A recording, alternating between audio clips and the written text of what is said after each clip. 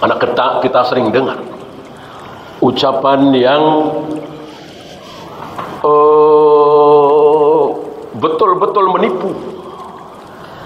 Tapi karena yang nipu ini iblis, yang dahsyat luar biasa tipuannya, itu orang awam manggut-manggut.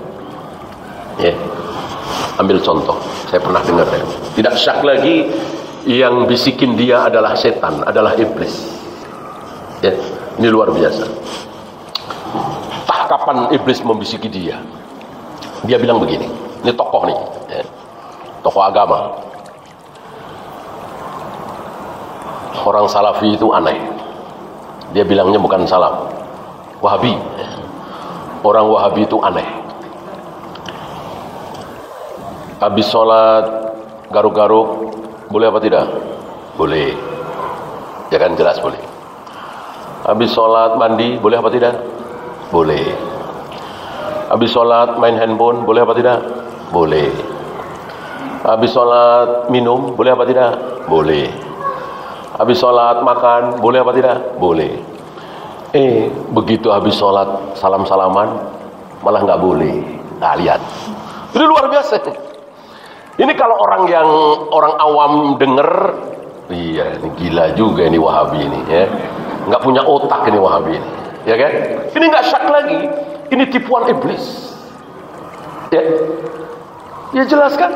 Habis sholat main handphone boleh, habis sholat makan boleh, habis sholat lalu minum boleh, habis sholat kencing boleh, mandi boleh. Begitu salam-salaman kan baik, malah nggak boleh. Ini tipuan iblis. Ya. Hanya orang-orang yang berilmu yang tidak tertipu oleh tipuan iblis seperti ini. Kenapa? Karena salaman termasuk ibadah mahdoh apa ghairu mahdoh? Salaman itu ibadah mahdoh apa ghairu mahdoh? Jawabnya mahdoh.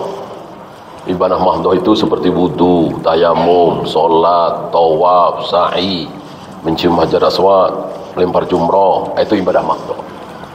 Kalau ghairu mahdoh, ibadah juga, tapi ghairu mahdoh. Apa misalnya?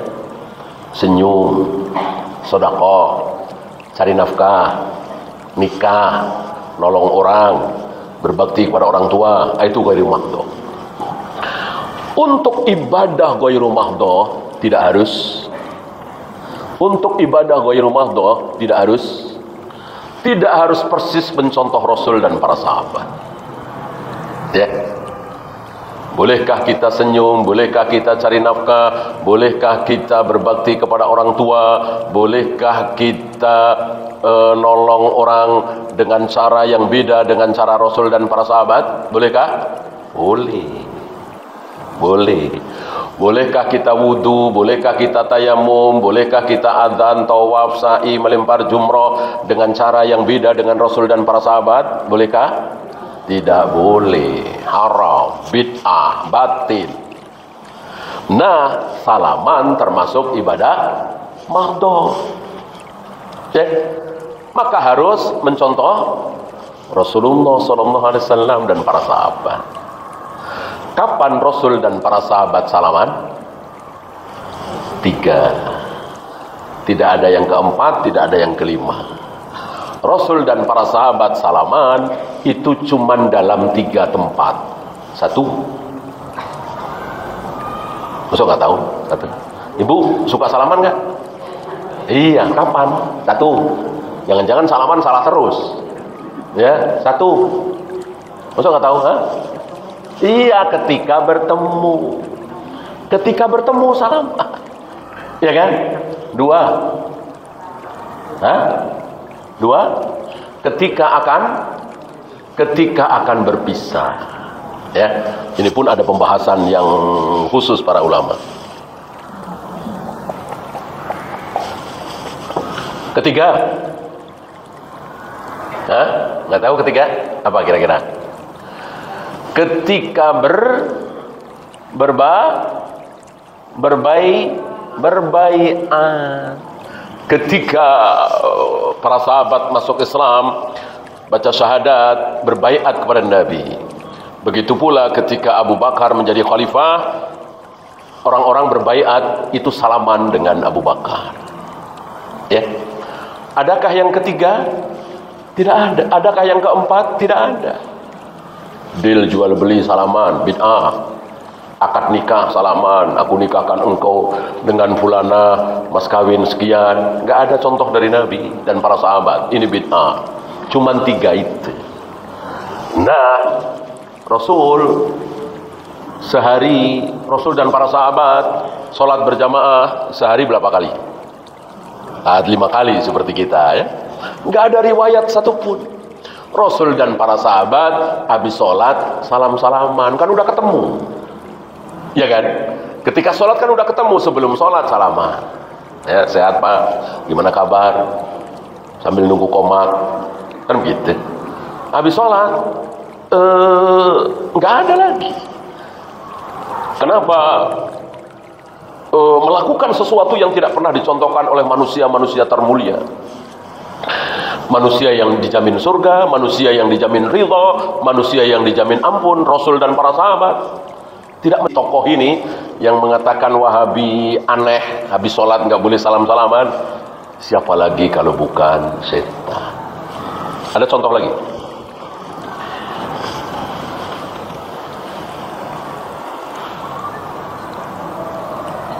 Toge halal apa haram? Toge. Kecambah halal. Kacang panjang halal. Wortel halal. Kol halal. Sambal kacang halal. Begitu dicampur jadi haram. Nah, ini Wahabi katanya. Ini Wahabi gila nih, ya. Ini halal, ini halal, ini halal, ini halal. Begitu campur jadi haram. Apa? Maulid Nabi. Ya. Maulid Nabi itu isinya apa sih? Baca Al-Quran, tasbih, tahmid, ceramah, ada sedekah makanan. Ya, sedekah makanan haram? Enggak. Malah bagus kan? Tasbih ya enggak haram. Tahmid enggak haram, malah sunnah. Baca Al-Quran enggak haram. Ceramah enggak haram. Bagi-bagi makanan enggak haram. Begitu dikumpulin semua jadi acara maulid. Acara maulid kan seperti itu. Jadi haram. Ya. Nah, itu jadi kayak tadi. Ini Wahabi gila katanya. Ya. Jadi tidak syak lagi setan iblis yang membisikkan ke dia. Ya. Dia nggak paham, dia nggak sadar bahwa ibadah itu hukum asalnya apa, Bu? Haram. Jadi sholat itu haram, puasa itu haram, tawaf itu haram, azan itu haram, qomat itu haram, kecuali yang dicontohkan oleh Rasul dan para sahabat. Ya. Kalau nggak percaya, ibu sekarang ke Jamarot sana, ya. Ibu lempar-lempar jumroh gitu. Sekarang ya, atau nantilah ya menjelang Ramadan, ya. Lempar-lempar jumroh sana. Berani nggak? Nggak berani kan? Dan dosa, karena ibadah itu haram. Melempar jumroh itu haram, tawaf itu haram, sa'i itu haram, sholat itu haram, adzan itu haram, semuanya haram. Kecuali yang dicontohkan oleh Rasul dan para sahabat. Ini kaidah mendasar sekali. Banyak saudara-saudara kita nggak paham kaidah yang sangat mendasar ini. Ya, maka dikiranya sholat apapun bebas. Mau ada contoh dari Rasul dan para sahabat atau tidak. Puasa apapun bebas. Mau ada contoh Rasul dan para sahabat atau tidak. Ini talbisul iblis. Ya. Dan tipuan-tipuan seperti ini akan dikalahkan oleh hujahnya para ulama. Ya. Ada ulama yang bertanya satu pertanyaan. Kan ibu tahu ya, seumur hidup Nabi selama 23 tahun, berapa kali Rasulullah merayakan maulid kelahiran beliau? Berapa kali? Tidak pernah. Ibu harus tahu ya. Beliau lahir tanggal berapa beliau nggak tahu, bulan apa beliau nggak tahu, emang nggak penting. Kalau penting tentu sudah dikasih tahu, Muhammad, engkau lahir 12 Rabiul Awal. Seandainya penting, nggak penting. beliau lahir tanggal berapa, bulan berapa, enggak penting. Kalau penting tentu sudah dikasih tahu. Seperti Idul Fitri 1 Syawal, Idul Adha 10 Dzulhijjah, Allah kasih tahu kepada beliau. Kalau melewati 1 Syawal, sholat Idul Fitri. Kalau melewati 10 Dzulhijjah, pagi-pagi waktu duha, sholat Idul Adha, karena penting, perlu, dan ibadah yang sangat besar. Adapun beliau lahir tanggal berapa, bulan berapa, ini nggak penting, nggak perlu, makanya Allah nggak ngasih tahu. Nabi juga nggak pernah ngasih tahu. Oleh karena itu para ulama berselisih. Beliau itu lahir antara 12, ini pendapat yang lemah, 12 Rabiul Awal. Ada yang berpendapat 8 Rabiul Awal, ada yang berpendapat 18 Rabiul Awal, bahkan ada yang berpendapat di luar Rabiul Awal. Kenapa berselisih seperti itu? Ya tadi, nggak penting, nggak perlu. Yang perlu cara Nabi sholat itu seperti apa, cara beliau wudhu seperti apa, cara beliau manasik haji seperti apa.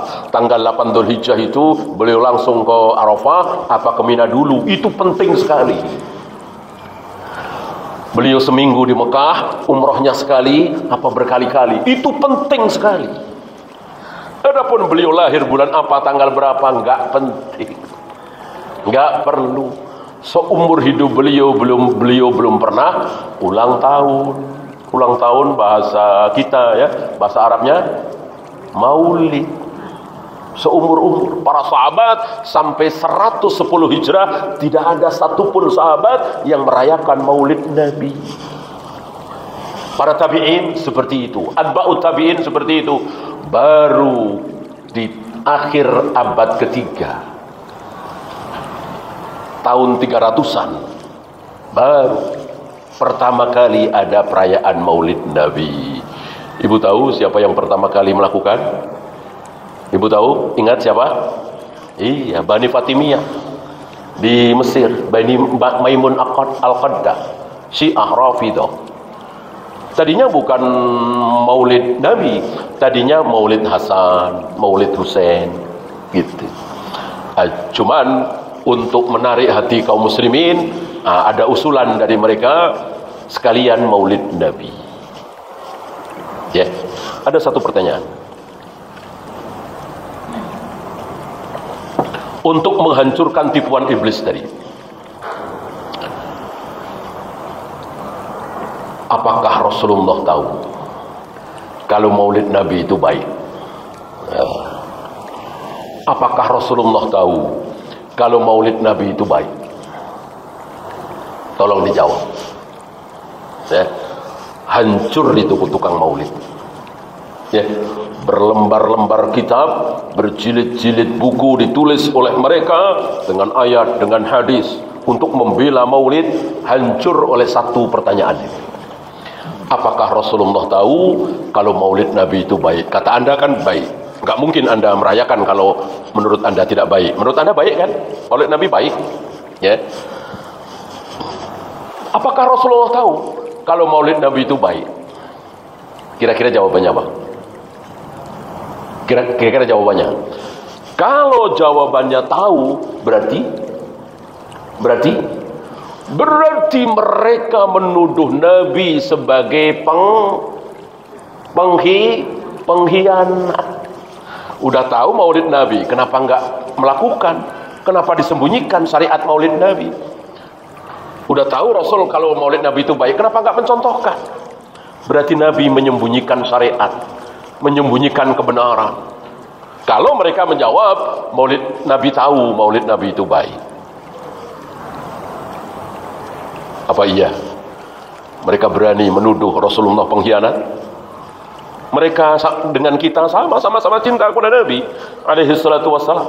Tidak syak lagi, mereka cinta kepada Nabi, kita juga cinta kepada Nabi. Cuman yang beda apa? Yang beda caranya. Kalau kita caranya mengikuti Rasul dan para sahabat, kalau mereka suka-suka mereka. Mau ada ayatnya, mau ada hadisnya, mau tidak. Pokoknya ini perwujudan kami cinta kepada Nabi. Ya. Itu kalau mereka menjawab Rasulullah tahu maulid Nabi itu baik, berarti mereka menuduh Rasulullah pengkhianat. Rasulullah menyembunyikan kebenaran. Nah sekarang Kalau jawabnya nggak tahu. Apakah Rasulullah tahu kalau maulid Nabi itu baik? Mereka jawab nggak tahu. Berarti kufur. Masa menuduh Nabi nggak tahu, diri mereka malah tahu? Berarti mereka lebih pintar, lebih alim, lebih hebat dari Nabi sallallahu alaihi wasallam. Innalillah. Ya, kufur. Merasa lebih tahu dari Nabi, lebih hebat dari Nabi, lebih berilmu dari Nabi. Inilah talbisul iblis. Ya.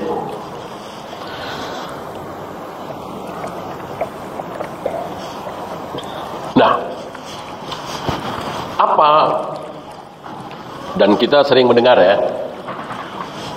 untuk cinta kepada Rasulullah tidak perlu dalil. Mungkin ibu pernah dengar salah satu dari mereka mengucapkan kalimat itu. Untuk cinta kepada Rasulullah tidak perlu dalil. Jawab kita, betul untuk cintanya.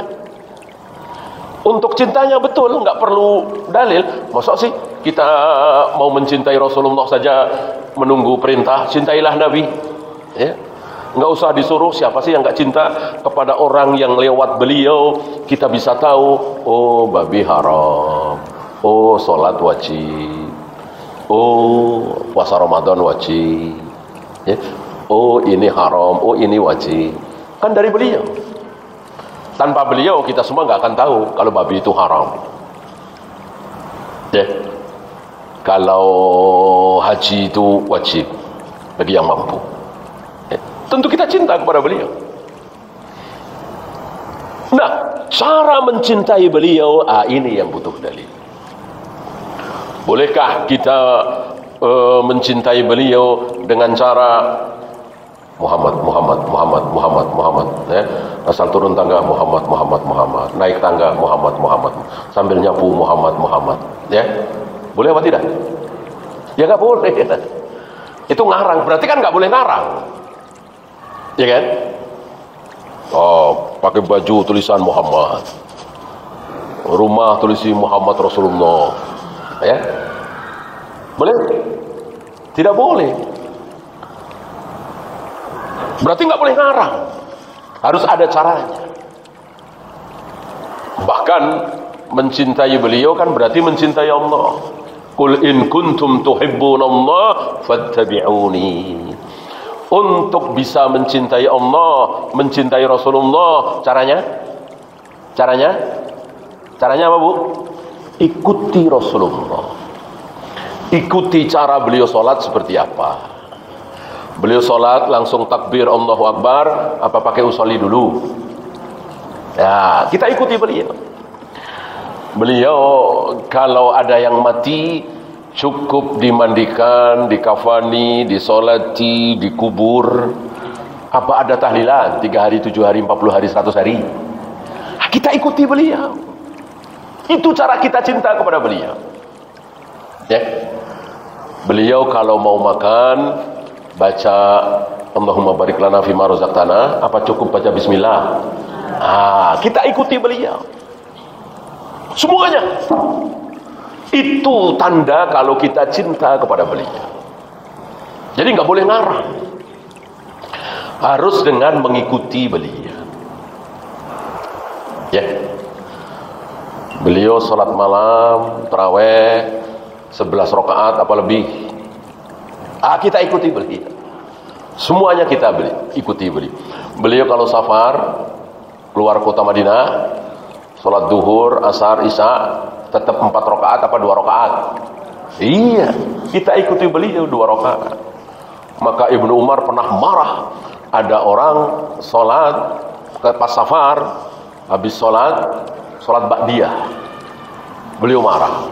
Siapa yang akan engkau ikuti? Engkau contoh siapa? Dijawab Rasulullah. Rasulullah tidak pernah mencontohkan. Safar ke Surabaya, ke Bandung, ke Kuala Lumpur, ke Mekah, Madinah, pakai sholat qobliyah ba'diyah. Nabi enggak mencontohkan. Yang 4 aja jadi 2. Maka tidak perlu lagi qobliyah ba'diyah kecuali qobliyah subuh. Itu semua mencontoh Nabi sallallahu alaihi wasallam. Ya. Assalamualaikum warahmatullahi wabarakatuh. Sampai jumpa kembali di World Islam Channel.